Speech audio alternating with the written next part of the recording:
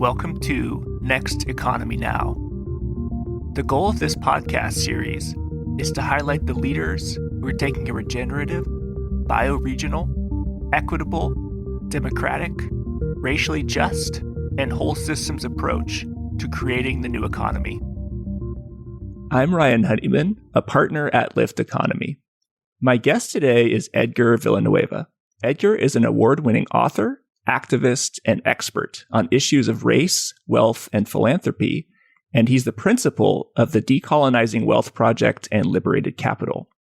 Edgar's best-selling book, Decolonizing Wealth, which was first published in 2018 and recently had the second edition published in 2021, has been called a wake-up call to philanthropy. Edgar advises a range of organizations, including national and global philanthropies, Fortune 500 companies, and entertainment on social impact strategies to advance racial equity from within and through their investment strategies. Edgar has been on Next Economy Now twice before, in 2018 and 2019. And, not much has changed since 2019, right, Edgar? It's pretty much the same world as before. It's in many ways, it's the same. Not much, right? And then in many ways, it's a lot different. So I invited Edgar back to discuss the recent publication of his second edition of his book, discuss what he's most excited about now, any emergent opportunities he's exploring, and what progress there's been towards building a movement to decolonize wealth. So Edgar, welcome to the show. Thanks for having me back. Third time's a charm. Well, I'm going to point folks to the first two episodes of our interview to go into Edgar's background, because I'm hesitant to have him recapitulate it a third time on this call. But maybe we could jump in a little bit more on to some of the current stuff you're working on, Edgar. And I'm curious, with the new second edition of your book, could you describe, what the book is about, and then what's changed maybe in this new second edition, just to ground folks in your work? Sure. Decolonizing Wealth, the first edition, as you said, came out in 2018. I would say at that time, the book was hyper-focused on the industry of philanthropy and finance and kind of what's broken. And in the story there, it's really the history of colonization and how wealth has been accumulated in the United States through a lot of extraction and human rights violations, namely slavery, genocide, land grabbing, those kinds of things, and how those dynamics of colonization show up and impact the work that we are doing present day, even in philanthropy, because we're working with money that has been used to harm folks in the past. And so what are the opportunities for healing there and seeing money as medicine to repair what has happened?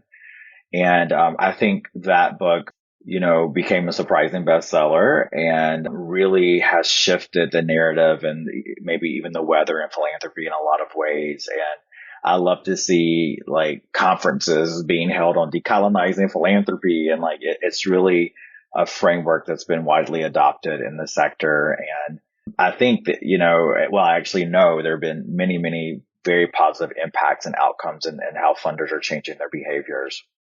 Second edition that came out in August of 2021, I decided to write an update because the world did change in 2020. I saw the need for more and more and more healing, and many of the issues that we talked about in the first edition in terms of systems that are fragile and broken and not serving people of color, the inequalities that we talk about became so even more visible. And there was more folks in 2020 kind of woke up and began to understand what was happening in indigenous communities because of the pandemic and in Black communities because of the murder of George Floyd. And so I thought this was an opportunity to really capture a new base of folks who were coming into this conversation, and also to expand support and healing and resources and money to social movements that push to get us there. Also, I think what began to happen since the first book came out and sort of 3 years later is the implementation of this framework and how organizations, foundations, and corporations, all types of organizations begin to actually adopt the framework and do this. I had examples and case studies of impact that I wanted to share because I think early on, maybe what I was putting out in the world was a pipe dream. And there are even things that I asked for that I thought, oh, I'll never see this in my lifetime. And then surprisingly, I began to see people do it and foundations make changes. And I was like, this is actually possible. And so I wanted to bring in those inspirational stories of folks who are stepping up and doing this work as a model that this actually is modern philanthropy. This is not a radical pie in the sky. I won an award in 2018 as the most radical, or 2019 maybe, the most radical critic of philanthropy. And I'm like, this is no longer radical. This is just modern philanthropy and what we do now. That is incredible. And I'm wondering too, the way that you wrote the book is very much not a shaming critique. You framed it as like a love letter to philanthropy. And I'm wondering, do you think that had a sort of were you able to change more hearts and minds, you think, because of that framing? Yeah, absolutely. White fragility is real. Donor fragility is real. I think when you are an organizer, regardless of the issue and the target of your organizing, you have to center or understand the interests of the folks that you're trying to influence. And in philanthropy, I don't want to center or cater too much to white fragility, but it's very pervasive, right? And I think it's also an industry where there's just a lot of power, and taking power from people or coming in and demanding power is something that it has not really happened before, and is not what I see as an extremely effective tactic in this space, right? Like, there is a time to fight and there's a time to sort of appeal to the interests of people or translate it in a different way. And so because I had worked inside the belly of the beast, I kind of really understood those interests and the ways to sort of package a conversation that would invite people to the table. And that approach is deeply centered in Indigenous worldview and our ideas of restorative justice. We absolutely stand up and fight when it's time to fight, but we also are people that have practices of forgiving. And we understand that in order for us to heal, we have to bring the oppressor into a circle of healing. And so I really have tried to practice the idea of all my relations to see that these organizations and folks who are doing things that are potentially harming communities may have good intentions, and can I, see them as a relative and invite them into a conversation and see them as people that also need healing from white supremacy, right? And it's obvious how white supremacy has harmed my community, but it's harming all of us. And if I can bring that sort of collective idea to the table about the harm that's happening, they might be willing to engage in sort of a collective healing process. So that has been my approach. And I don't water down facts. I don't water down the truth, but it is an approach and sort of a nuanced way to navigate the space and to engage people in conversations that are not extremely threatening, but kind of couched in love and warmness. And that has allowed me to be invited in. So, I think it was the right way to go. I could have absolutely ripped philanthropy a new one and been like, whatever. And I would not be invited probably into certain meetings. And I know I wouldn't be having these one-on-ones with certain high net worth individuals and whatnot. So it's an approach. And there's an inside strategy and there's an outside strategy. There's a time to fight and there's a time to negotiate. So I think all of those tactics are necessary. Yeah, I view you and like Anand Giridharadas as two people who I've felt have really, Anand is definitely more of the, I'll call you out on Twitter. And if I'm speaking on a panel with you at a conference, I'm going to call you out in a way that's maybe going to shame you. And he still gets a lot of results and a lot of airtime. I'm curious, what are some of the things that you didn't think were possible in like 2018 when you wrote the first edition? Like, what are some examples of things that have completely shifted now that you're like, wow, this is really happening? There's been a number of things. I mean, one, I will say in the book, something that I did that slightly was taboo was to actually talk about sort of foundation culture and the abuse of power and what happens, the experiences of people of color and other marginalized folks who work in these institutions. That had been like a dirty little secret. And so, I was pretty forthright in naming people and organizations and institutions based off my own experience. I tried to package that in the most loving way, but I did tell my story there, and the story of a lot of other folks that had those experiences. And what I've seen shift internally in foundation culture is sort of people are more empowered to speak up. And I've seen people speaking up about, hey, this is not appropriate. This is not okay to treat people this way. I've seen leaders in philanthropy terminated because of being called out. And not that I definitely don't want to be a part of a witch hunt and those types of things, but there absolutely has been sort of abusive leadership and things that have happened that have gone, without accountability. So I think a lot of people felt seen in me sharing my story and just empowered to kind of speak up in situations. And there's a little bit more in place to hold leaders accountable and not to allow power to go unchecked and whatnot. So that's just like one small internal thing. But the big ideas that I'm really excited about, I think one of the things I called for in the book is this thought that, foundations should just take 10% of their endowments and basically hand it over to people of color. I'm like, it's a tithing. I just chose the number 10 arbitrarily because of growing up in a Christian tradition where you give 10% of your income away. So I thought, grant making and increasing your grant making is important, but let's go tap into the big wealth. And frankly, 10% is not that much. People probably could gain it back in months, depending on the market, right? So I put that idea out there, and it was just really, I remember I was in Canada, traveling not long after the book came out, and a foundation CEO there, the McConnell Foundation, came up to me and said, hey, that 10% thing you talked about, we're actually doing that. And I was like, what? I would love to chat with you to learn more about that. And Steve, the president there, and I tell this story in the second edition, he organized with some other foundations and said, hey, you know what? We are funding Native communities. We need to do better to support First Nations folks in Canada. But while we're doing that, can we also just, a group of us, carve off some of our endowments and create a indigenous led fund so they have their own foundation and they can do what they want to with that money? That is really amazing. And then fast forward to 2020, I got a call from the Bush Foundation in St. Paul. And the Bush Foundation serves, I forget, 6 or 8 states and several Native nations in that area. They are a typical middle of the road kind of foundation. I don't think they would describe themselves as a social justice kind of foundation, but very practical folks. And the board read the book and actually decided to have a debate. Given the privilege that we've had as an institution with wealth, let's debate actually what would happen if we decided to do some of this stuff. So they simply made space for imagination, for a conversation. I got called in to begin having some conversations with the staff and advising them, and they decided to take the equivalent of 10% of their endowment to just basically hand over.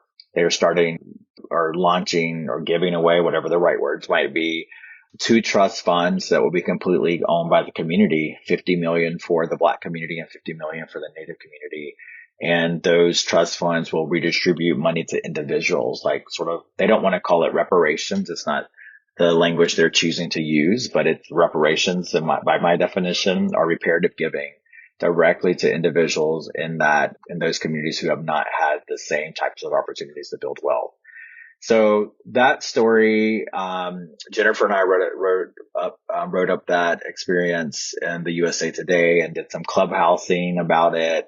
Is really remarkable. And I'm like, if the Bush Foundation can have space for a conversation and do something awesome like that, it just really demonstrates that it's really possible to do something outside the box. Yeah. And we spoke before we started recording about Mackenzie Scott and her approach to philanthropy. And it's weird. I'm finding myself even having some reservation about celebrating any philanthropist who's a multi-billionaire and just giving money away. It feels weird to say, isn't it great that Mackenzie Scott did this? Because it's, she made the money back, right? Just because of the stock market.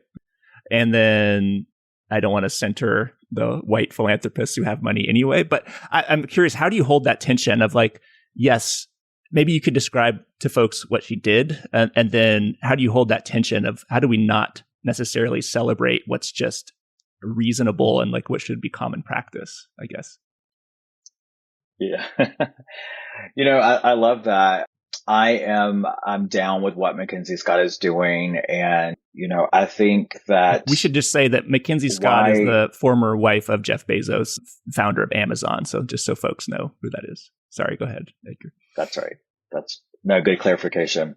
Yeah, I think that, Mackenzie, one reason that I really appreciate her beyond the billions of dollars that are going to groups who have not historically had access to that type of capital, I actually appreciate her attitude about it. Like in her very first announcement about this funding, which is on Medium, like she didn't put out a press release. She didn't do anything big. She just kind of dropped a note on her Medium blog page. And she acknowledged in that very first post that kind of like downplaying it herself, like in my own words, but basically saying something to the effect of, I'm doing what I should be doing. I don't need praise for that. And I have to acknowledge that, the fact that the system is unfair, the way that I've been able to build wealth. And this is kind of like what I should be doing to try to give back, since I've unfairly benefited from a system that's been rigged in my favor. And so the fact that she acknowledged that as a part of why she was doing it was major for me, because that's a big part of what I do at Decolonizing Wealth Project is helping folks understand, there is a system at play that is rigged to provide accumulated advantages for white folks, and especially white folks with wealth. And there's a system that has provided accumulated disadvantages for others. And so that acknowledgement was like big check mark for me. Like, yes, Mackenzie Scott. And then, of course, the way that she has given money. And I should disclose that I've received money from Mackenzie Scott. We were in this latest round of funding, and it was the easiest money I've ever received. I literally just provided like an EIN number. There's no application. There's no, the team working to make that happen were super friendly and nice and accommodating. It was like going to a restaurant and placing an order for a grant. It was like, I want my steak cooked this way. I want it chopped up or not chopped up. Like however you wanted your grant to be tailored to meet your organizational needs. That's what they were willing to do. And there's no strings attached. And so I really appreciate that approach, and it's, significant investment that's made a world of difference to many, many organizations. So I think that she is in her giving really redefining like what's possible. And the fact that she's prioritizing equity as a lens, I think is really sending a strong message. The pushback that I hear from the sector kind of about her kind of makes me chuckle a little bit, because I think there are people who are mad about some things. Namely, let's see, so, someone said to me recently, I just don't like that it's not transparent, because I want to learn what all these organizations are doing. So they should have to do reports and all these. And I'm like, I think you're mad about it. If you want to learn what organizations are doing, go to our website, read, we put things out. No one is operating in the dark over here. But I think this was a person who was wedded to systems of control, and and this freedom that we've been given is something that was uncomfortable. And this was another nonprofit leader who was just like, why are you wishing control on my organization? Or, because you say you want to learn. That makes no sense to me. I also think that there's a lot of questioning going around recently. The Chronicle Philanthropy. See, I don't mind naming names sometimes. Recently, the Chronicle Philanthropy was what I felt like it was borderline harassment, was reaching out to several groups funded by Mackenzie Scott. And I ended up getting wrapped up in a group email. These were all leaders of color doing racial equity work. And a journalist there was really, threatening folks, saying you need to disclose how much you got and how you're going to be using that money, or we're going to put you on a list of people who refuse to disclose that. And they're doing this in the name of research, wanting to understand how Mackenzie is giving and the trends behind all of that. And, research is good, but I was like, this is really suspect to me. I think that there is what I call white lash, an undercurrent that's happening right now where because people of color are finally beginning to get some resources, now we are wanting, the industry is wanting to hold us to a different standard and wants to police us around that, wants us to, report out or disclose all these things like expectations that have never been placed on white organizations, which I think is really unfair. I think there's a movement, an undercurrent that's saying, you know what, you all got big checks like for your COVID and for racial justice. Now, like, leave us alone. Let us go back to doing our grant making as we were. And so we're seeing this progress. And at the same time, everyone is not here for it. There's an undercurrent of white supremacy and sort of racist kinds of things that are happening that I'm experiencing. So this is why I will not critique McKinsey, because she understands the system that's at play. I would love to see her do more to like push back on that and continue to give away more of her wealth. It's really hard to do when you're literally acquiring wealth at such a rapid pace. But, I know that she and her new husband have been disruptive in places like, I wouldn't say they're class traders, like Anand might, that's a term he uses, but I think they're doing more than people see. And, and I know just firsthand that the funding is changing. It is so transformative for so many organizations that are doing the work of justice and equity. So hats off to that, and haters gonna hate. I love it. Well, you mentioned that you are a recipient, and can you give folks an overview of Decolonizing Wealth Project more broadly, but also Liberated Capital and what you're up to with that? Yeah. So since the book came out in 2018, I launched a nonprofit, Decolonizing Wealth Project. And we essentially we've grown rapidly in a few years. And there's sort of three areas of work. One is around philanthropic practice. And so we create tools, resources. We have a workshop. We do all kinds of trainings for funders and folks in finance to really try to continue to disrupt this space. And our North Star is to divert resources to Black and Indigenous communities, and really with a reparations kind of lens behind that. So a part of that is our fund, Liberated Capital, which I'll circle back to talk about in just a moment. The second part of our work is really around healing. We hold healing summits and do programming because we believe that reparations without truth and healing and reconciliation is just a transaction. And so we also want to do the work of healing. And we are bringing traditional ancestral practices of healing from communities where we literally hold ceremony into these very corporate, spaces that lack spirituality, because we think and understand that to really shift our behavior and attitudes and practices around equity, that there's a spiritual component to that work. And part of the thing that gets in the way is that we haven't done our own healing. And by we, I mean Indigenous people of color and white people. So we're creating and have done in the past year a lot of programming around that space. And then finally, we do work around narrative change. So we're really, working to shift the narrative around reparations, to elevate narratives around truth, healing, and through all types of partnerships in the entertainment industry and with different groups are trying to bring visibility to all the issues that stand in the way of closing the race wealth gap. So it's been really, really remarkable, like scaling quickly an organization that just is getting its feet under it. We have a staff of 8. Our fund, Liberated Capital, which started in 2019, we raised about $5 million last year. We have a couple $1 million in an impact investing fund where I'm learning so much. That's like a lot of learning for me to do there, but I have great people helping me with that. And then we deployed just over $3 million last year to 100% Black and Native organizations. We did a lot of COVID work. We launched the very first direct cash payments program for Native Americans, where we got money to 2,100 Native families across the country, including families who are not banked and have like a PO box and like really hard to kind of get mail to sometimes.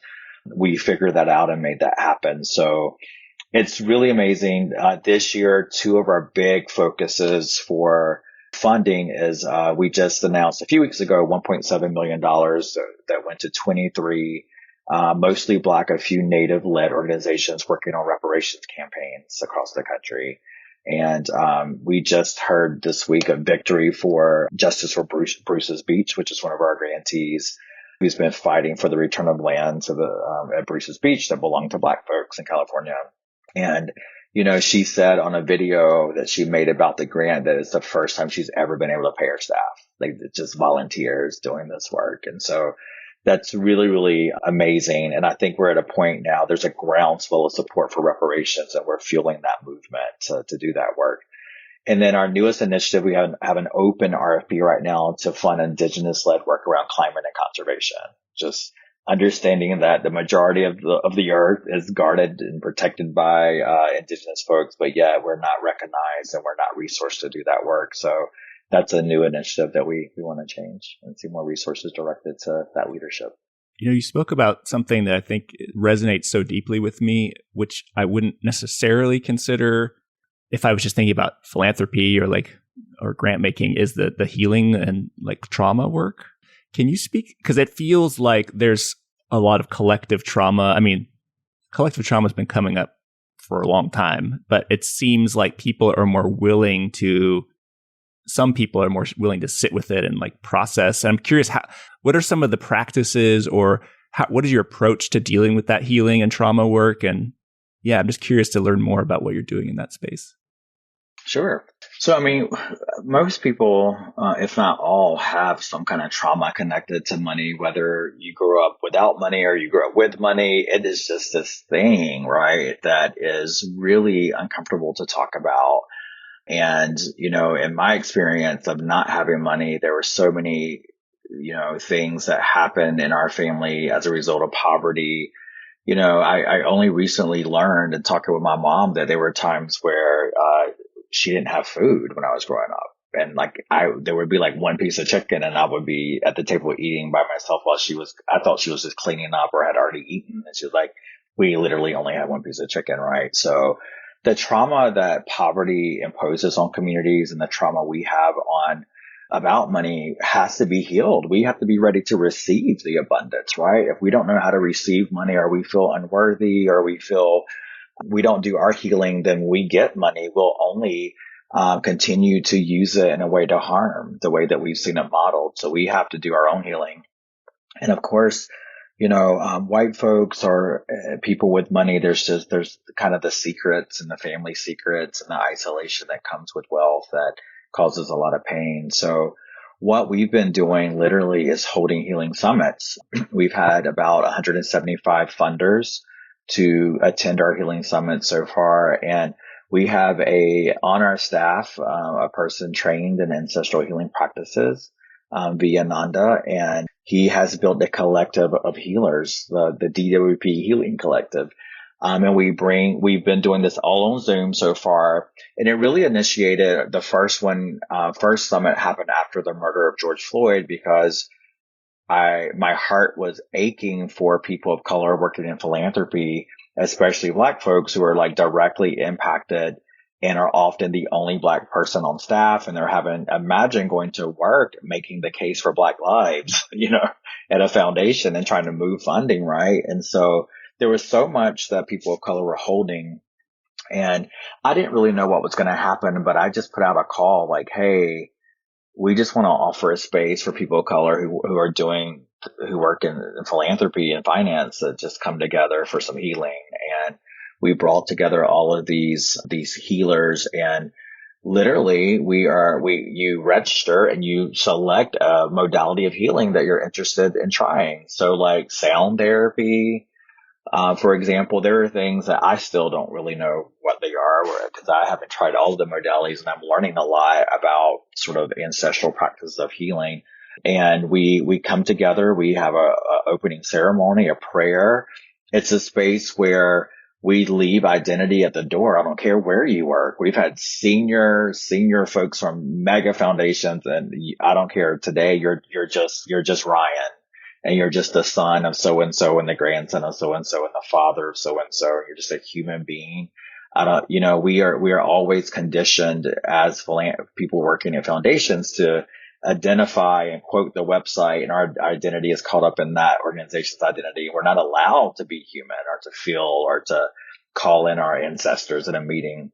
So we have been showing people how to do that and just allowing them to exhale and to just be together and to call in the ancestors and to open up around about what hurts and what they're struggling with. And then they go into small groups with a healer where they literally practice a healing modality for an hour, and then we come back. And when I tell you, Ryan, like the amount of feedback that we've received about how transformative, and I didn't know at first. I'm like, these things are 4 or 5 hours on Zoom. I don't want to attend anything for 4 or 5 hours on Zoom. We have people showing up and then asking for more. We've also been approached by increasingly from companies that want us to do these programs. And we've done some stuff with the Office of Melinda Gates. We're talking to Fidelity about coming in and doing healing programs with their entire 300-person charitable staff. I don't even know how we're going to do that. We just did a program with Giving Tuesday staff. So it's really beautiful. And especially for those of us who work in philanthropy, where we're literally should be talking about the love of people, to be able to see people as a whole being and to experience healing. Because so much of the work of DEI is intellectual. We're training people on terminology. We're making the case for this. We're pulling the data for that. But to actually receive healing is just a really beautiful thing, because the spirit and that type of healing can do so much more in a short amount of time than I could ever do in like a several-hour seminar. We just had our very first session, I think about last week or maybe 2 weeks ago, for white people. It was all white folks. We talked about the need for healing.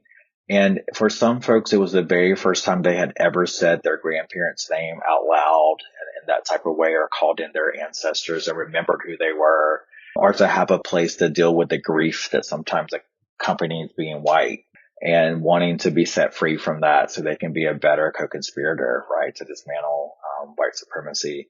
So it was beautiful. It was just beautiful. So I'm like obsessed. I'm obsessed with pairing the conversations, the actions, with also this work of healing.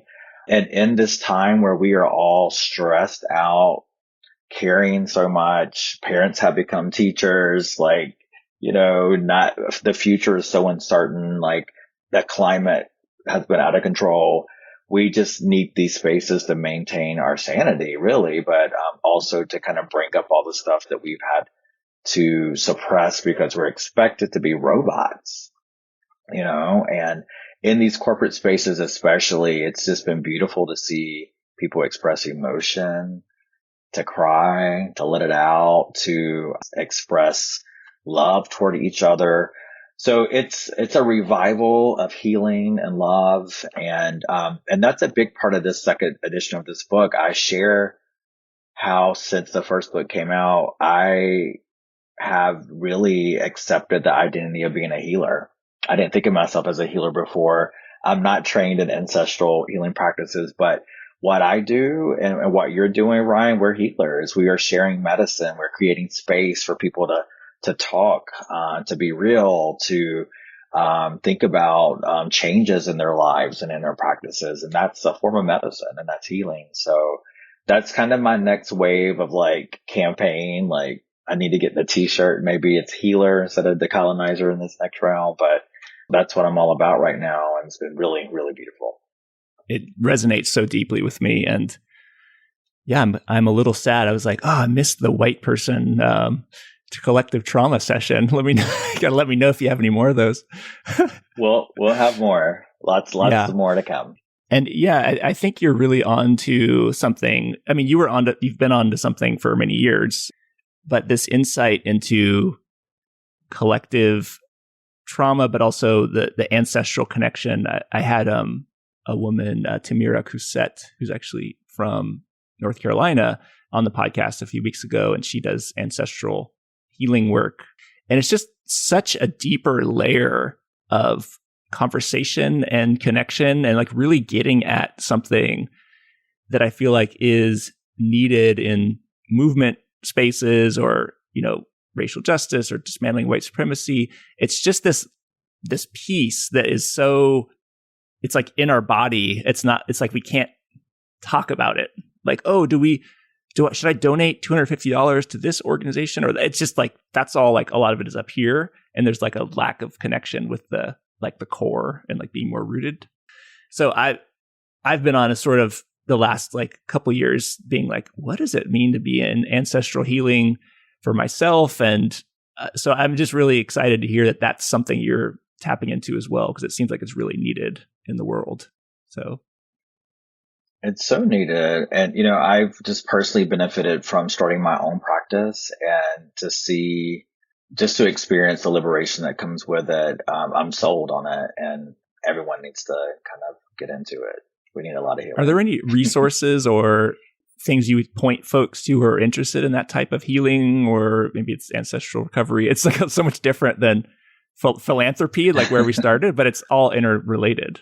Yeah. You know, I would definitely, we're working to compile more resources, but our website has a healing section where you can go and check out a couple resources. One of the things that we put out just toward the end of the year is a journal that's called Money as Medicine. And it's something that folks have expressed as being a support tool for healing. It literally takes you through the 7 steps to healing in the book and allows you to sort of meditate and journal and respond to questions there. So that's a tool. But, you know, on our website, we're building out sort of thinking through sort of a referral system to partner organizations that we're funding to connect people with local resources. And absolutely anyone who works in the space of investing, philanthropy, money, we will have more of these. We're committed to offering them at least 4 times a year. So those will be advertised on our website. Could you mention that just for folks? What's the website? And I know you have a newsletter and some of the other socials and other things, just so folks know where to find you. Yeah, it's decolonizingwealth.com is our website there, and everything is there. Our socials, Decolonizing Wealth on Instagram, and Decolonize with a Z Wealth on Twitter. But absolutely, you can subscribe to our website and see all of the resources we have available there. What do you need right now, and how can the listeners help you grow this next economy or this healing, help in this sort of like larger movement you're helping to steward? You know, in terms of, you know, partnering with us, there are lots of opportunities. You know, we definitely produce a lot of events. We're pushing out education. A lot of our events are free. If we have partner organizations who sometimes want to charge to support their work, which is fine, but you can definitely subscribe and join us for events. A major opportunity that I can extend to everyone is to consider joining Liberated Capital. Liberated Capital is a giving circle model. It's a donor community. We're approaching 400 members to Liberated Capital, which is phenomenal. There are no thresholds in terms of you have to give this much to be a member. We have people who can only afford $5 a month who are members, and we have others who give $5,000 a month. It is a space that's about pooling resources and supporting Black and Brown communities. And, you know, we've been able to move millions of dollars together. So it's really powerful to understand the leveraging there. But we also have programming, and I'm really excited. We just hired a full-time Director of Resource Mobilization, Sheena Brown, who will really be helping us to build out more programming for our Liberated Capital members. And we hold ceremony with them. We have speakers come in. We did a series over the summer called Sunday Medicine, where we met on Sundays and just had really wholesome healing types of conversations with folks sharing. So it's a community that anyone's invited to be a part of. And we just ask that you make a, reasonable contribution to support the work. But if you're looking for a place for healing and just sort of radical imagination around what we can do with our money to support change in communities, check out Liberated Capital on our website. What I like about that is one of the former guests was on the podcast was saying, it's not just donating money. It's like, are you in a relationship? And is there some sort of reciprocity with the folks that you're donating to or supporting? At least I think for many white folks, it's like, I donated the $250, so I'm good for like fiscal year 2020 or something like that. And I imagine there's more of like reciprocity and relationship building in what you're talking about, right? There's like more of a reciprocal piece. I think so. We are experimenting, I think, to really understand, again, in the community, there's no discernment of who's giving $500 or we're just all people there. And when we come together, we don't hold labels that kind of separate us, and many of the folks we support are also members of Liberated Capital. So they're in there giving $5 or 10 or 20 or whatever folks want to give. And so it is sort of bridging wealth and class divide to be in this community. We also, unlike a lot of, I guess other places, giving circles, or, we don't necessarily, the members don't decide where the money goes. It's completely like a trust-based system where we have a participatory process where community decides where that money goes. And so we're not there making decisions about funding. We're just there to get our healing. And it's a way to sort of check out from that transactional way of like, oh, I'm in this. You have no power over the money. The power it's liberated. We're liberating the money. We're liberating you. We're liberating the community to have to answer to anyone. We've had donors to say, oh, I want to give this money to this state. And we just don't do that. We're like, it goes into a pot and it goes to community. But absolutely, we do create opportunities for our donors to be in relationship and learn from our grantees. We post all of our grantees. We direct donors to give directly to these organizations. We make connections where people are interested. So we are, definitely a facilitator of grantees and of donors meeting grantees. And we also at times help people understand how they should behave in doing so, right? So for example, during COVID, a donor wanted me to facilitate a trip for them to the Southwest to meet with Native folks. And I was like, that's not appropriate. We're in a pandemic. The borders are closed and they are responding to crisis. So like, you could just give us your money. We'll make sure it goes where it needs to go. And we'll, watch the news or read a website. You can learn that way. Well, again, Edgar, I want to appreciate you again, third time coming on the podcast. Really respect everything you're doing.